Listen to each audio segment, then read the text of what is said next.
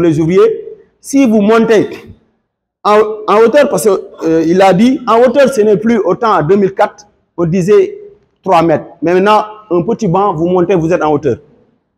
Vous êtes en hauteur.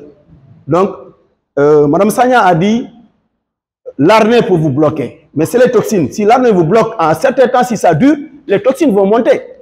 Et si vous enlevez ça, les toxines vont aller directement vers le cœur.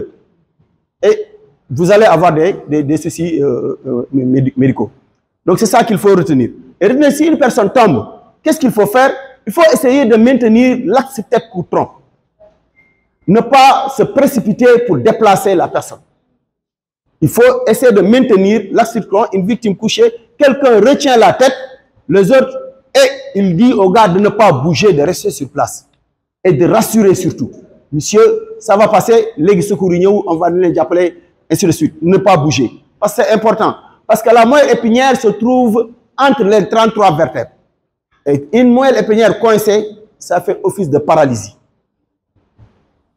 Donc c'est pourquoi il faut faire très attention par rapport à ça. C'est ce que je voulais ajouter. Et après, on va avoir une petite manœuvre à montrer avec le trajet maintenant. Là-bas, pour montrer une victime qui se trouve en hauteur et on veut la faire descendre. Et les escaliers, les communications existantes sont impraticables. Donc on va utiliser une méthode qu'on appelle la tyrolienne avec des cordes et une barquette pour faire descendre la victime du 3e ou bien 4e ou 5e étage vers le bas et amener vers le point de rassemblement des victimes. C'est ce que j'avais ajouté par rapport à l'exposé. Notre problème crucial, c'est la qualification. Je le dis toujours. Comme on l'a dit, il y a beaucoup de constructions qui sont là, mais qui sont construites par des maçons ou de petits sous-traitants qui ne sont pas des entreprises peut-être adéquates dans ce domaine de construction. C'est des ouvriers qui sont éparpillés partout dans le pays et qui construisent les maisons dans lesquelles nous habitons. Donc il y a un danger. Si ces ouvriers ne sont pas qualifiés, le danger est toujours là. Il y a des constructions qui n'ont pas de plan, ni d'études, ni rien. Tu vois une maison construite sans plan, une maison R+2 ou 3 avec des poteaux 15-15, partout, partout. Ça, c'est déjà un danger. 15-15, partout. Partout. Des poutres de 30. Donc, c'est un véritable problème.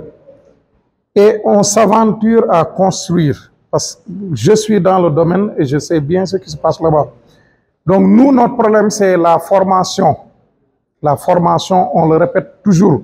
Il faut qu'on forme les ouvriers. Et ça, l'État doit participer à la formation de ces ouvriers.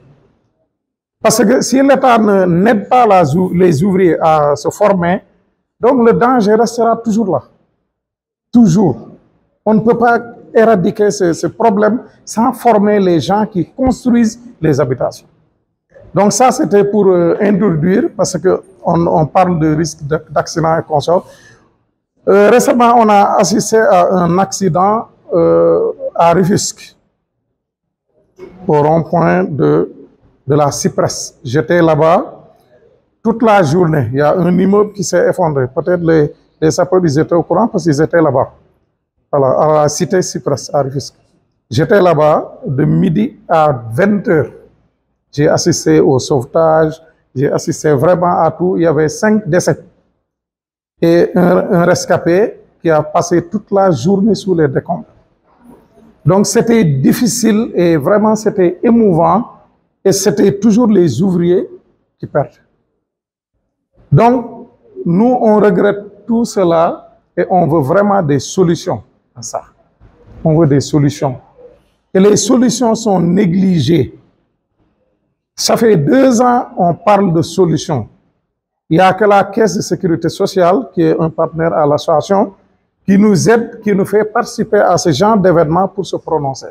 Mais il n'y a pas quelqu'un d'autre qui assiste l'association des ouvriers du bâtiment pour au moins avoir des solutions à la formation de ces ouvriers.